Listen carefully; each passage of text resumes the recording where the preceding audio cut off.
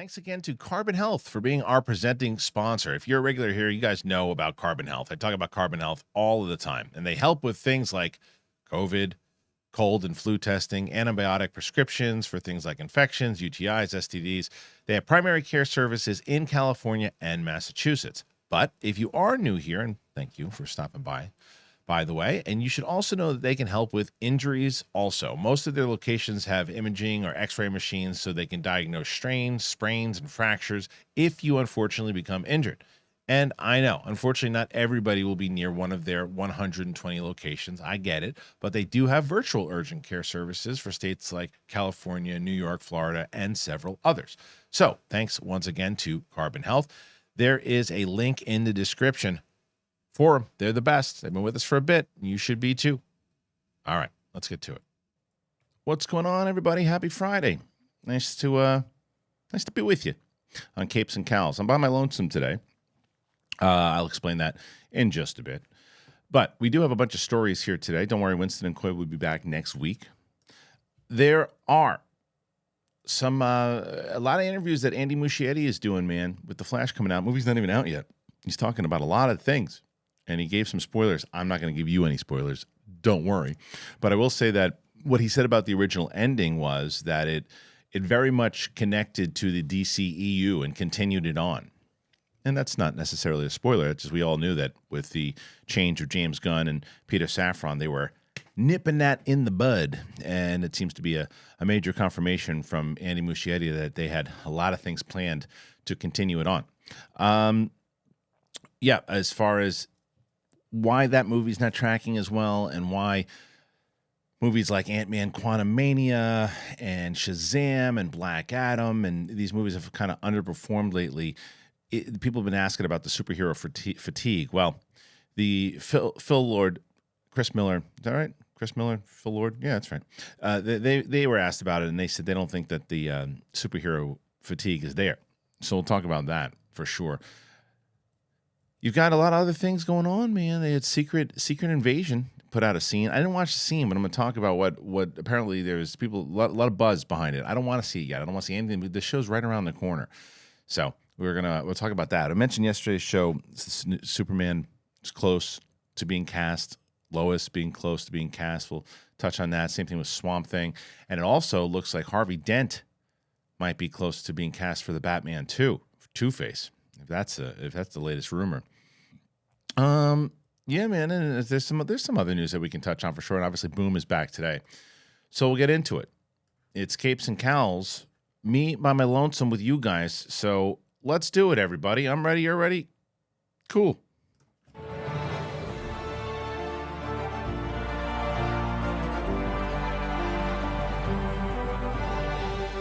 Welcome back, everyone, to a big thing, Capes and Cowls. Kristian Harloff here. Thanks for joining us. If you're brand new to the channel, by the way, you've never been here before, do me a favor and hit that button. Subscribe to the channel. Help us out. We're getting close. We just hit 80,000 subscribers, hoping to get to 100. If you will listen to us on Apple, Spotify. I've been better about Spotify, man. I hope that you guys have been noticing. I try to upload the Spotify episodes immediately when I put the show out on the YouTubes. So I hope that you guys have been noticing that. You guys have been commenting, you guys have been liking, you guys have been helping. The show has been growing, and it's been because of you guys and how active you've been and clicking that like button every single time, commenting. It helps. It gets the word out there. So thank you so much. A couple things to talk about up top before we get into the news topics. New York, man. I keep telling people we were doing live shows, and they're like, "Oh, come to New York." We sold 70 tickets out of about 110. Come on, man. You got a chance to see us live. Then come see us. June 23rd, right around the corner. And what a crew. Double Toasted. The old schmoes gang back together, me and Mark. Brett, Jen, Kate, all doing it. So we hope that you join us. Few other things. So I kept telling people about the big announcement that I have. I can't give that big announcement. I have some other really good ones, but I can't give that one just yet. It should be any day now. It should be any day. It was, and depending on how today goes, it might even be the end of the day today. But the announcement's coming soon, and it's really exciting. I put up a post on both Facebook and on the YouTube community page. I always like to see if people can guess. When I used to do that for Schmodown and other things, sometimes people always would pop in there and guess. I didn't see a lot of people getting even close to this time around, which is good. It'd be more of a surprise. But what I will say is this: I saw some people going, "Oh, please don't tell me you're going to be moving, or you're going to just change the show, or you're going to." No, this show's staying as it is. No changes as far as that goes. So don't worry. So yeah, that's that. There's going to be a pretty exciting announcement that's coming right around the corner that I need to tell you guys about soon. For a lot of, you'll know the obvious reasons when it happens. But there are some other really great news, some really great news.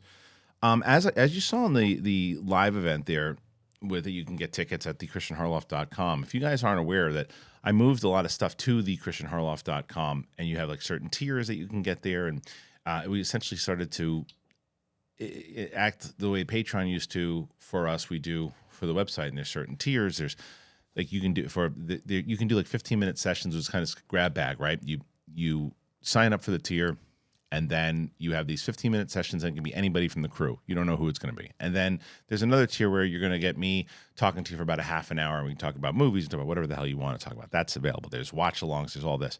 But we're going to add something exclusive for the website coming up here, and that's this wonderful, wonderful comic that you guys have heard me talk about. Wicked Art. He's just a really, really good guy. But he's also a very talented artist, and he made a comic book based off Capes and Cowls.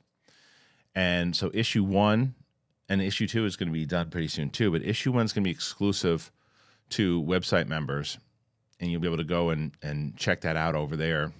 We're going to put some updates. PLD is going to put the updates on that pretty soon.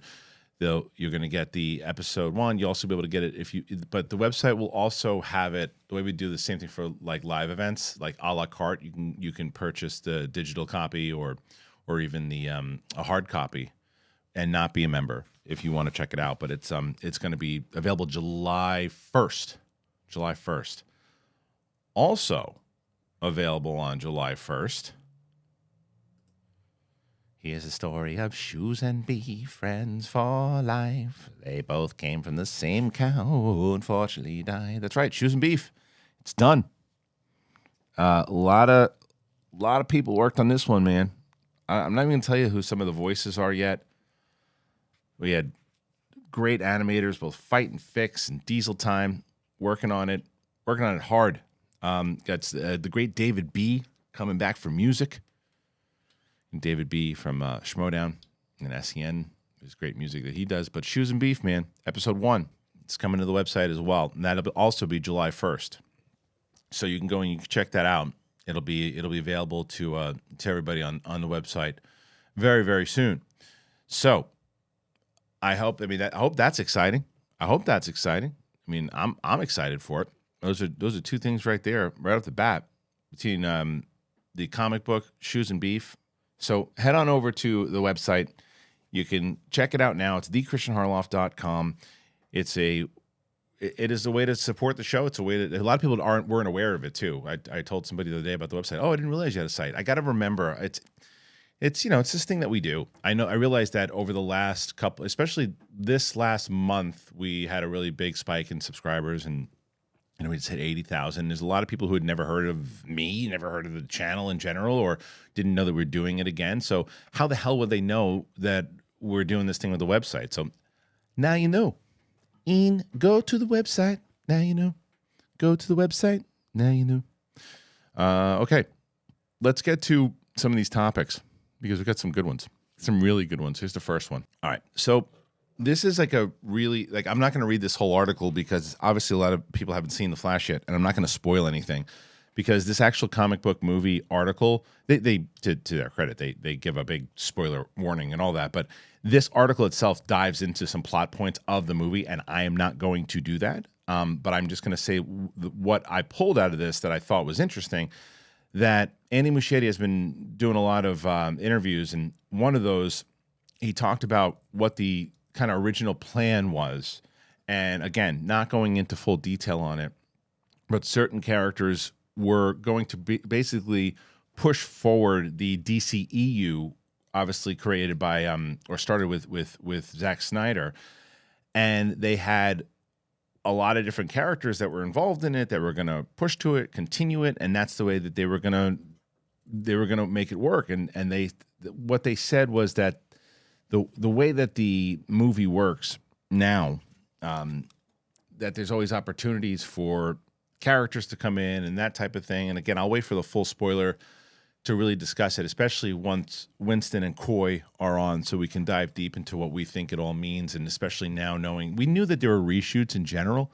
We knew that there were reshoots, so this makes sense that people didn't really kind of know what the reshoots were. We knew that there were things that we already had heard that, you know, Henry Cavill was not going to be in the movie, and there were rumors that he had shot scenes for it, and he had shot all this stuff for it, and then he was cut out of it because they didn't want to confuse people, and I don't know how much of that is true. I don't know if that is if that's a thing that they were going to do to kind of push it forward, but confirmation coming from Andy Muschietti that they were indeed going to push into the DCU and continue it, and maybe even push into I'll just say familiar comic book angles that were there before, and I think that even the TV show had done. So the way that they were pushing it is that they were this thing was gonna keep going on, and they were gonna maybe make it even bigger. And then obviously they went into a whole new direction, and Safran and Gunn came on, and they said, no, we're not doing that. We're not continuing that. And I do think that there are questions. I'll say this again.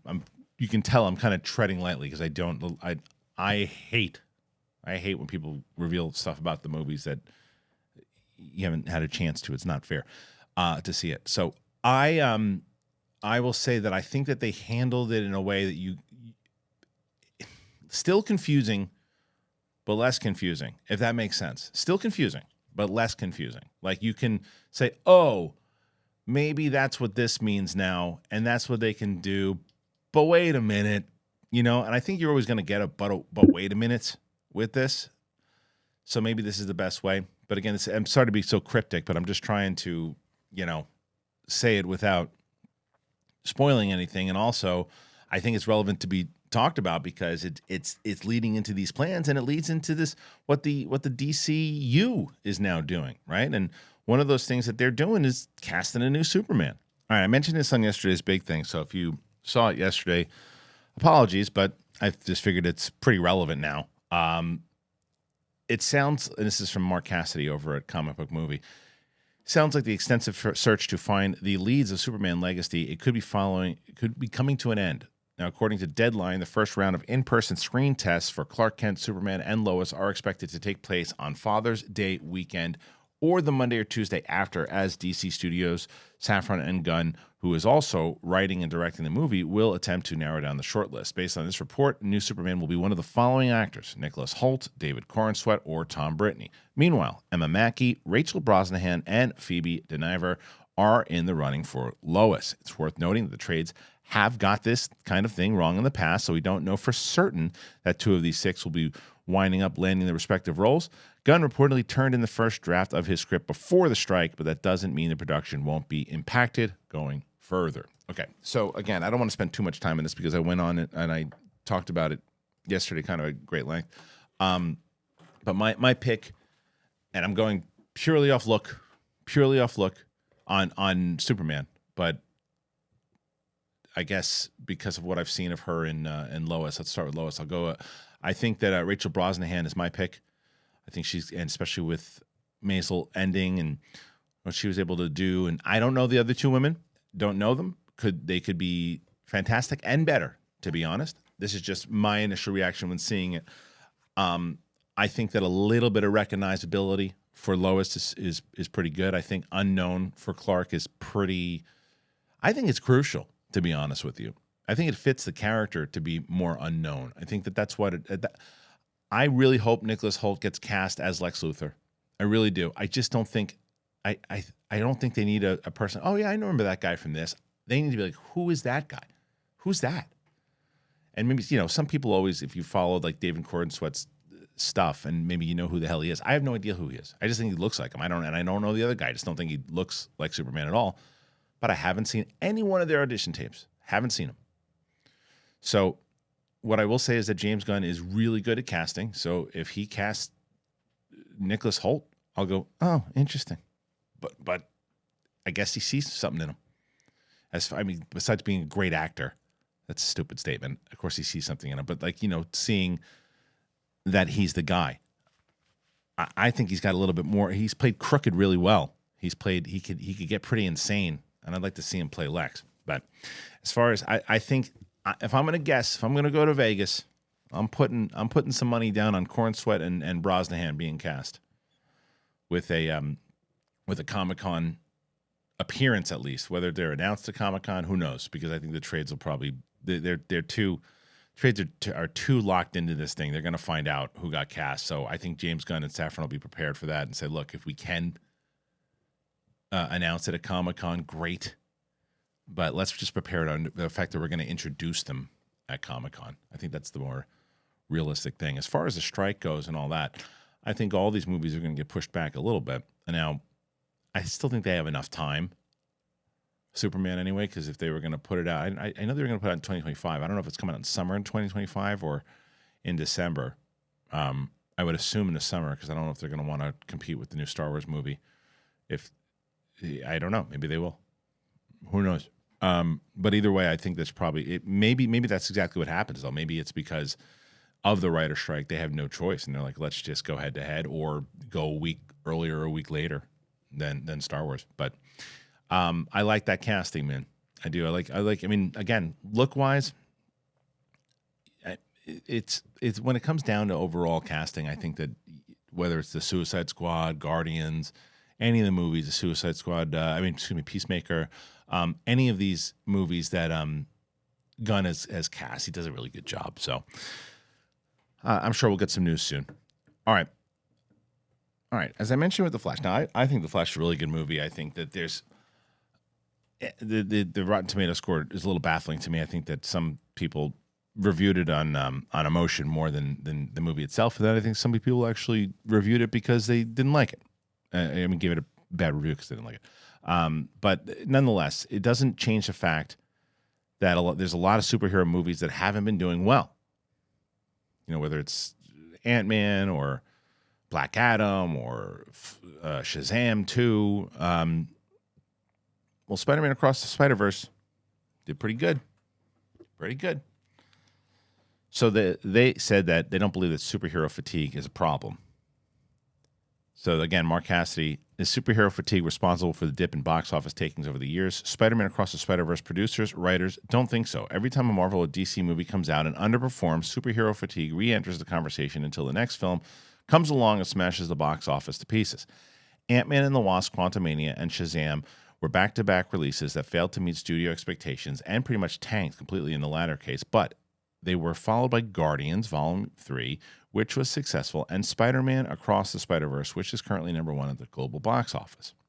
Have audiences become tired of the formula, or is it simply a case of subpar movies failing to put butts in seats? I think it's that. During an interview with Rolling Stone, writers, producers Christopher Miller and Phil Lord made their position very clear. They say, I don't believe it's superhero fatigue. I believe it's a movie that feels like a movie I've seen a dozen times before fatigue. Good point. If you're using the same story structure and the same style and the same tone and the same vibe as movies and shows that have come before, it doesn't matter what genre it is, it's going to be boring to people. Lord agrees, pointing out that if the right amount of time is spent on the characters, audiences will care about the story. The audience in the theater cannot be sustained on Easter eggs and reveals, or even these big, crazy multiverse stakes. They only care about the relationship between the relationship between Rocket and Groot. So this story is rooted in parents and kids and Miles and his family. With the last movie, we showed it to some friends early on, and they were like, you have to get to like all these multiple spider people as quickly as possible. That's the exciting thing. And we're like, I don't know. I don't think so. Because the thing that everyone seems to enjoy is the quieter scenes with Miles and his mom and his dad. They can't get enough of it. And I'm so glad we stayed true to what the audience was telling us. I love that answer. And it really does. Again, I'm going to try to stay away from throwing shots over at other companies, but it really makes me wish that they would have seen what they would have done with Solo. Really do. Really would like to see what they would have done with Solo. Anyway, what a great answer. So true. And I think when Chris Carr was on, when we were talking with Roxy, and she said, because we had that conversation about superhero fatigue, and she said, I think they have a mediocrity fatigue. And that's essentially what Lord Miller just said. It's the same crap over and over again, the same formula over and over again, the same things we've seen again and again and again, and emptiness. Yeah, people are going to get bored with it, and people are going to go, "What is that?" But when it's something that moves you and it's character-driven stuff, and I think the same could be said about television too. I think that's one of the things that that Mandalorian season 3 kind of suffered from, where there was some really good stuff that they were kind of moving towards, and then they went away from it a little bit with just bigger, faster, more intense, or whatever, or faster, whatever the hell it is. And I was like, if you add a little bit more time to the development of the character, we invest. The story was there. Same thing. There's a lot of times that happens, and it happened a lot. Like, I didn't mind Black Adam. I know a lot of people had a problem with that. I thought it was a very generic movie that, again, you've seen a million times over, but I enjoyed watching it. But again, it's one of those things where there's sometimes when people, like, if I talk to somebody who didn't like Inception, I like to have the conversation of, like, why? Like, why? How could you not like that movie? And I've ran into people like that.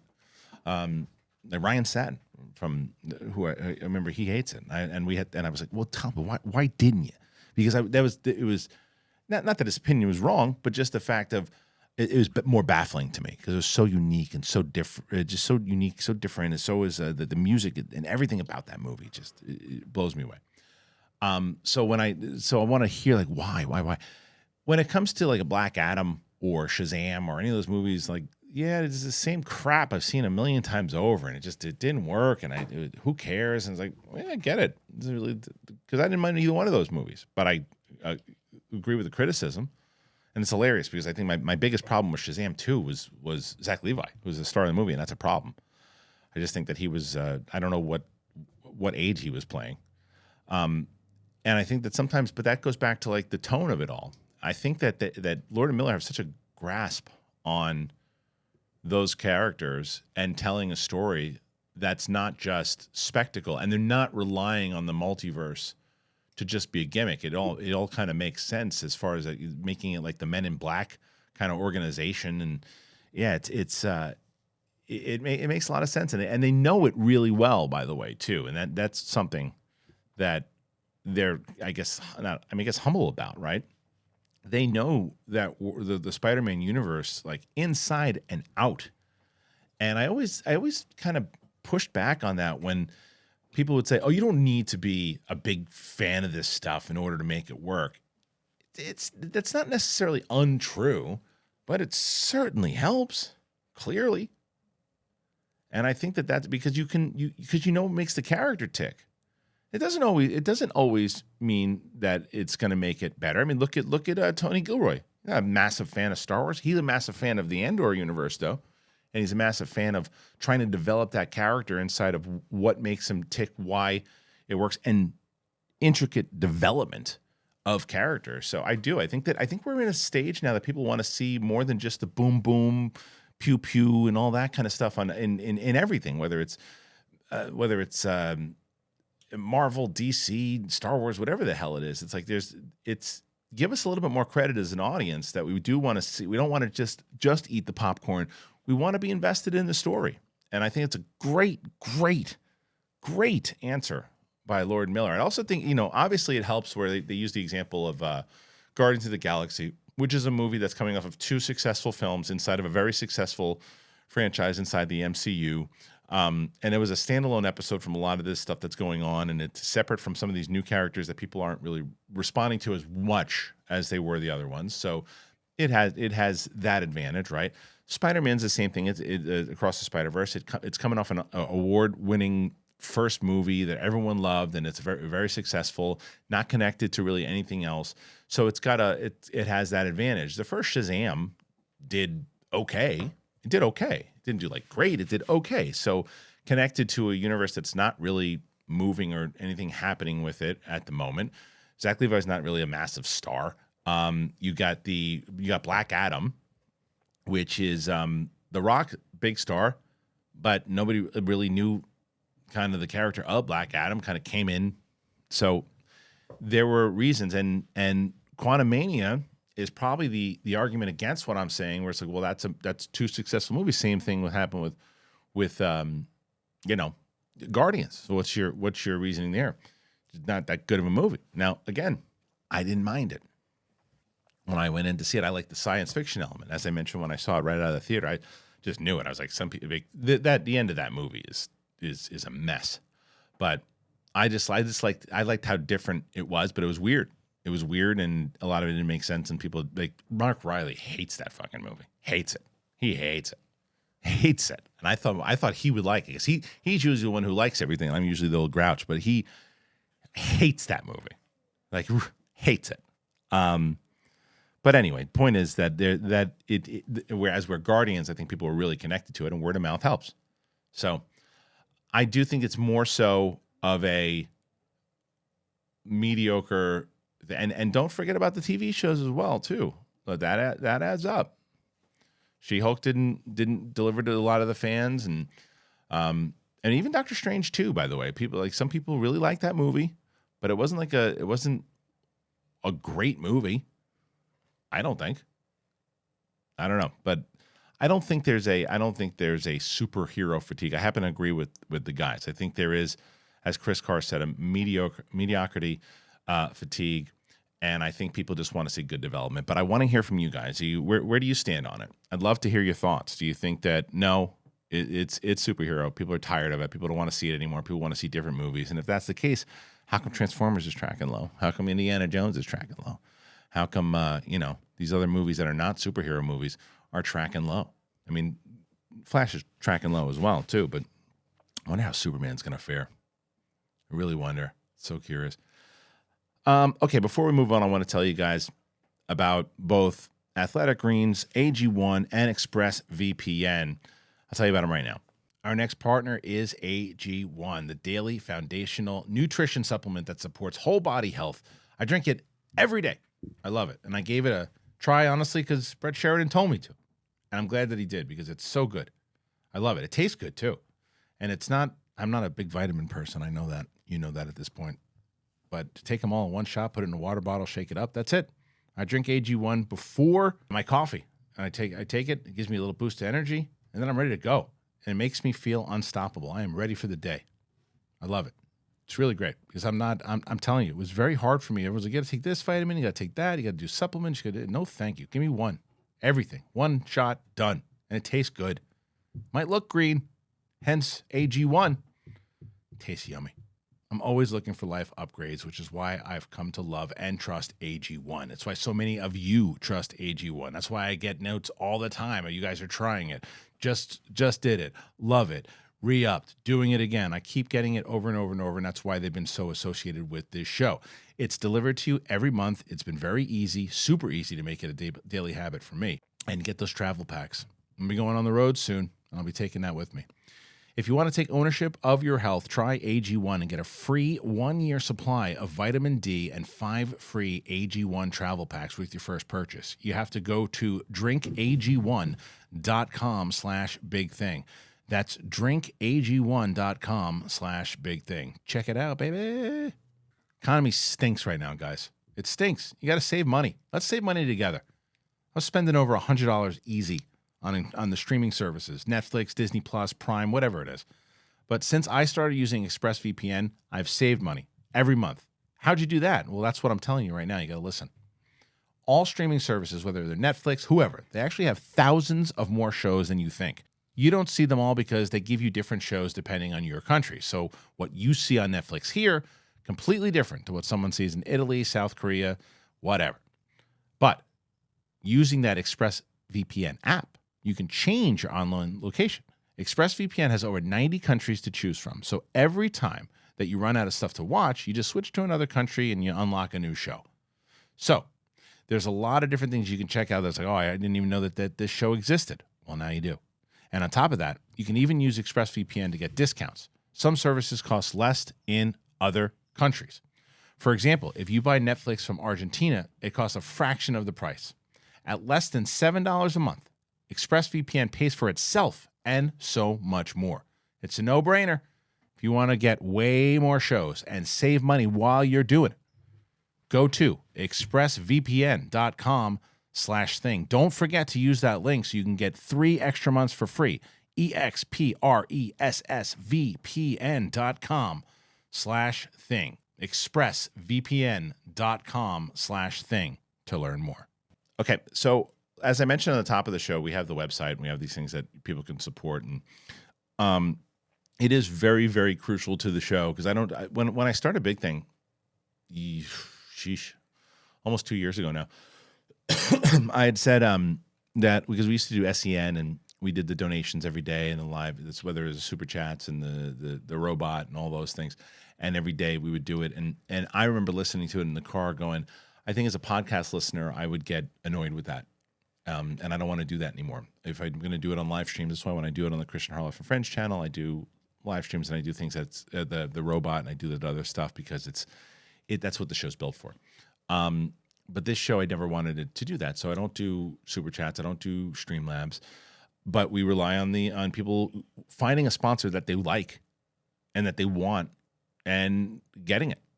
So when you get yourself like, oh yeah, you know what? I've been hearing about Athletic Greens for a bit. I want to check it out. And now I know that it helps the show out. Like it does. It helps the show out tremendously. And then Athletic Greens goes, oh, people are listening to they like us and they're listening to what this moron is saying and they believe him, and we're glad that they do because we're proud of our product. And then you guys get it, that helps the show, and you help yourself out. Same thing goes for ExpressVPN. You know, if you've been looking for a VPN and you're like, oh, let me check it out, and you use our code, it helps. So if you can help us out, it would be appreciated. And we hope that you dig it. And all the sponsors that we have here, we get because we think you guys are going to like it. All right, let's move on. Let's get to the next one. All right, this one is interesting because I have questions. But Madam Web producer Lorenzo Di Bonaventura has shared another update about the Sony Pictures movie, explaining why the title's characters' powers don't necessarily lend themselves to an action blockbuster. Morbius writers somehow talked themselves into beginning another job by Sony Pictures, hence why Madam Web is coming out way next year. This is from Josh Wilding, by the way. The movie is expected to introduce a whole roster of female spider heroes, along with a pregnant Mary Parker who is targeted by Ezekiel Sims. It appears the studio is planning to explain why the Venomverse has no Spider-Man, with set photos confirming the action takes place in the early 2000s. Well, maybe not action. Talking to Collider, Lorenzo Di Bonaventura says it's a different kind of movie in that universe. It's almost in a way more of a thriller. It's not an action piece because in a way, her skill set is not conducive to an action piece, adding that the character's clairvoyance is a tricky skill set. Di Bonaventura went on to say that Sony is looking to keep as many of the movie's secrets under wraps. Recently, the producer also confirmed that Madame Web will explore who the title character was before he met her in the comics, a similar approach to, you guessed it, Morbius.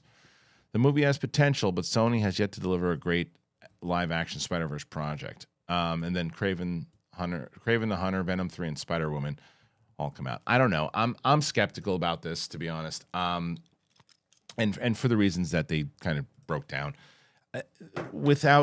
It's just so crucial to when you have a creator that gets the universe overall. Put him in charge of it. Put Lord and Miller in charge of this thing. Hire them for an overall deal and let them take charge of the live action stuff also and maneuver it into it. And maybe they are, but like I've met Lorenzo Di Bonaventura. He's a really nice guy. I met him back in the day. I applied for a job there. I remember walking in. He went over. I was sitting in the lobby. He went over. He introduced himself, and he said, "I'm Lorenzo." And I had a conversation with him too. And he's a really, really nice guy. And he's made tons of big movies. I think he chases IP. I don't know how dug into it. I didn't even know he was working with Sony on this thing. I have no idea. He probably chased the IP down. Was able to get it, or is producing with Sony. I have no idea how that's all working. I don't know. I don't know how much of like locked in the way like Lord and Miller are, and he doesn't necessarily have to be. He's an executive over at Paramount, right? But I think that you got to get somebody like Lord and Miller because they're bringing in the Morbius writers again, and you don't always blame the writers, right? A lot of times the studio executives will ask you for a certain thing, and as a writer, you do the job, and then if it does shitty, you're the one that's blamed for it. And that could have happened there, or they could just not be good writers. That's also very possible. I think that they need a clear-cut vision of where they're going to go, because Venom 1 and 2 are they're successful, but cheesy 90 movies. They had successes where like Black Adam didn't, inside of setting it at that tone, because also I think they cost significantly less than Black Adam, and that's one of the reasons why. But I think that it's this just doesn't sound promising, because I think that it was one of the reasons that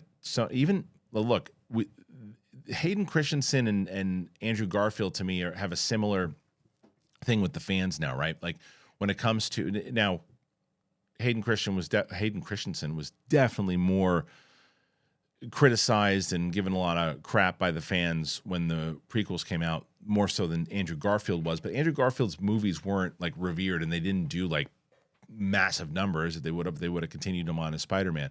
But when he returned, people were excited that he returned, and same way that like when Hayden crossed across the stage on whatever celebration that was, that people were welcoming him back and so excited that he was coming back to Obi-Wan and crossing their fingers he's going to show up with Ahsoka, But the reason I bring that up is that they didn't, even Spider-Man 3 with Raimi, Amazing Spider-Man 1, I like that one. 2 I thought was a disaster, but they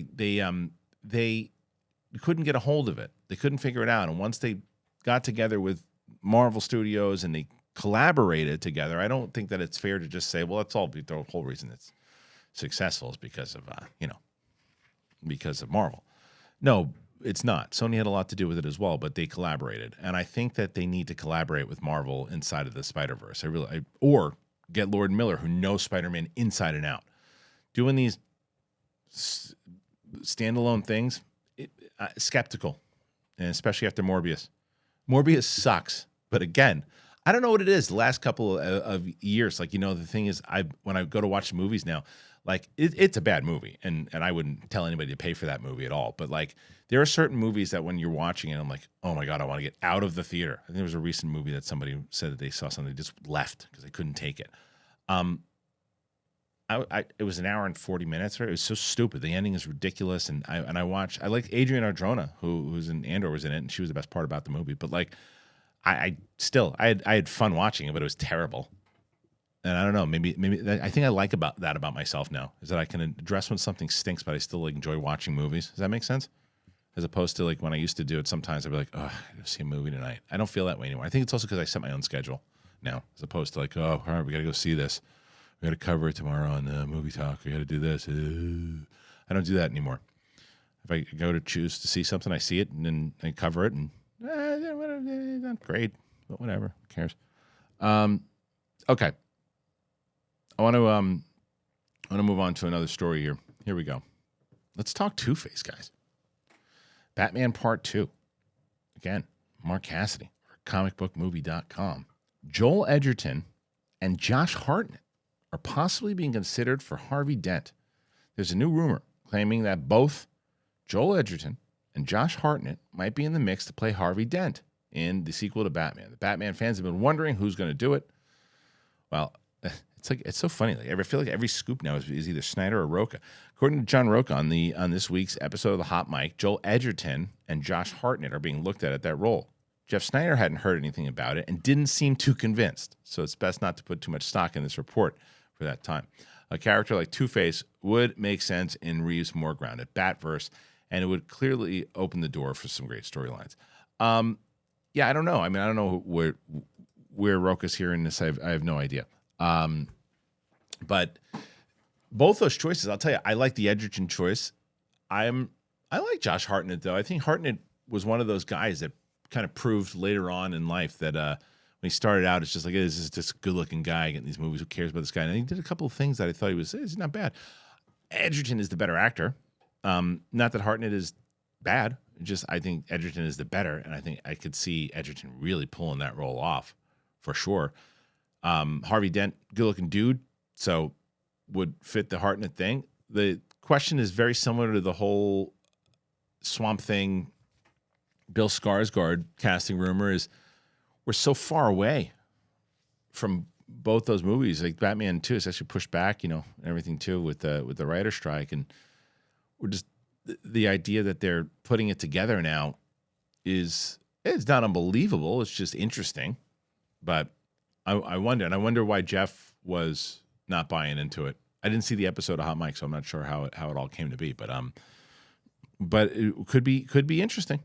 I like the Joel Edgerton casting though. If that's the case, I'd like to see it. I think that would be a great great casting. And I think that you got to have. I mean, there is also something. I mean, the idea of what Matt Reeves has done. I love the David Fincher kind of approach to the last Batman because very similar to what Lord and Miller said.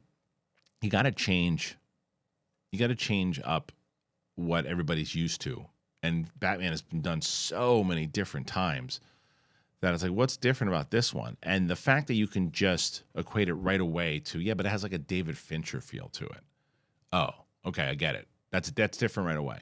And it does. Like when you go back, you watch it, that's the creepiest Batman out of all of them. It's a really done film, really well done film. And it's hilarious because that movie, the end of that movie has a really good Batman ending. And it's my least favorite part of the movie. It's not that it wasn't good.